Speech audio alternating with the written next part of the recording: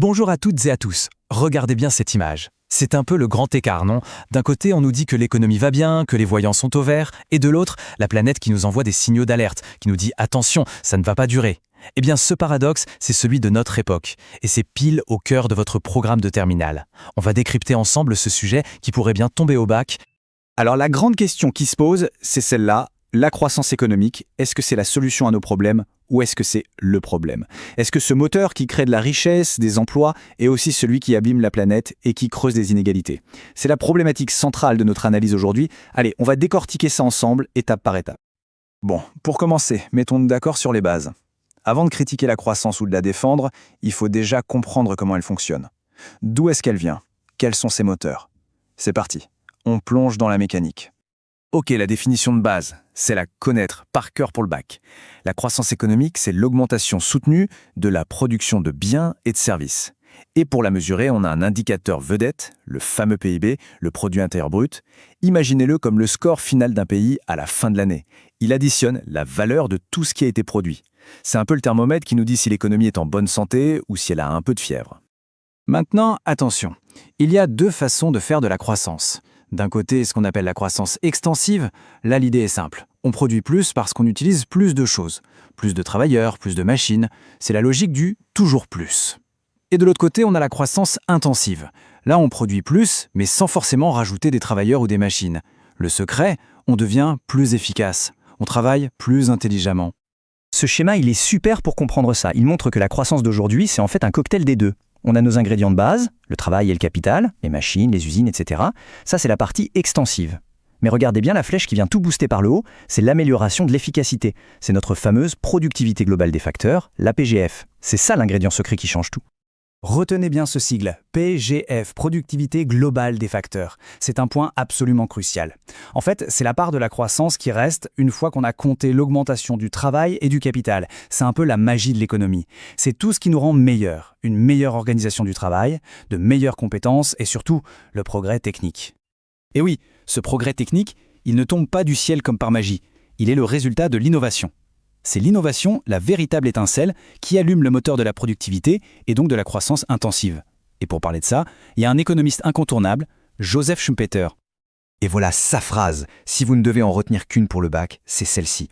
Pour Schumpeter, l'innovation, ce n'est pas une petite amélioration tranquille. Non, c'est un processus violent, permanent, de destruction créatrice. Un concept génial qui va tout éclairer. Donc, ce qu'il faut bien comprendre, c'est cette double facette. L'innovation, d'un côté, elle crée des nouvelles entreprises, des nouveaux emplois, des nouveaux marchés. Mais, en même temps, elle détruit ce qui existait avant. C'est comme une tempête qui passe et qui réorganise tout le paysage économique. Et ce concept, il n'a rien d'abstrait, on le voit tous les jours. Regardez. À gauche, la petite librairie de quartier, un modèle économique qui existe depuis des décennies. À droite, l'entrepôt géant et ultra automatisé d'Amazon. L'arrivée d'Amazon a créé de nouveaux métiers, oui, mais elle a aussi rendu le modèle de la petite librairie beaucoup plus difficile. C'est ça, la destruction créatrice, en action, sous nos yeux. Et si on regarde les chiffres, c'est encore plus clair. Ce graphique sur l'industrie de la musique est juste spectaculaire. Vous voyez, en moins de 20 ans, le streaming, une pure innovation, a littéralement pulvérisé le modèle économique des CD, tout en créant un marché complètement nouveau qui domine aujourd'hui. L'ancienne industrie a été balayée. Bon, on a compris, la croissance, tirée par l'innovation, c'est un moteur hyper puissant. Mais comme n'importe quel moteur, il pollue, il fait du bruit. Il a ce qu'on appelle des externalités négatives. C'est la deuxième grande partie de notre problématique, les défis, le côté sombre de la croissance. Ce graphique est assez frappant. Il compare aux États-Unis deux courbes. Le nombre de brevets déposés, qui est un bon indicateur de l'innovation, et la part des revenus qui va aux 1% les plus riches. Et là, la ressemblance des deux courbes est troublante. On dirait bien que plus il y a d'innovation, plus les inégalités augmentent. Alors, comment on explique ce lien ? C'est une idée clé à maîtriser. Le progrès technique n'est pas neutre. Il est souvent biaisé en faveur des plus qualifiés. C'est-à-dire qu'il augmente la demande pour des ingénieurs, des développeurs, des scientifiques, et donc leur salaire grimpe. En même temps, il automatise des tâches plus simples, ce qui fait baisser la demande et donc les salaires des travailleurs moins qualifiés. Résultat, l'écart se creuse. C'est l'une des explications majeures de la montée des inégalités aujourd'hui. Et puis, il y a l'autre défi, l'autre face sombre, immense, celle qui concerne tout le monde. L'environnement. 410 ppm, c'est la concentration de CO2 dans l'atmosphère. Un niveau record directement lié à notre modèle de croissance basé sur les énergies fossiles. Ce n'est pas juste un chiffre. C'est une alerte rouge pour la planète. On a franchi une limite. Et les conséquences, eh bien, on les respire déjà. Cette carte montre la pollution de l'air dans les grandes villes. Et on voit très bien que les grands centres de production mondiaux sont aussi des points rouges de pollution extrême. La croissance économique a un coût très concret sur notre santé et sur l'environnement. Ok, donc le diagnostic est posé. On a une croissance qui vient de l'innovation, mais qui crée aussi des inégalités et qui met en danger la planète. Alors on fait quoi? On arrête tout? On abandonne la croissance? Ou est-ce qu'on peut essayer de la mettre à jour, de la rendre compatible avec nos limites? C'est tout l'enjeu de ce qu'on appelle la croissance soutenable. La définition, là encore, est fondamentale et à connaître. Une croissance soutenable ou durable, c'est un modèle qui permet de répondre à nos besoins aujourd'hui, mais sans piocher dans les ressources des générations futures, sans leur laisser une planète et une société en moins bon état que celle qu'on a reçue.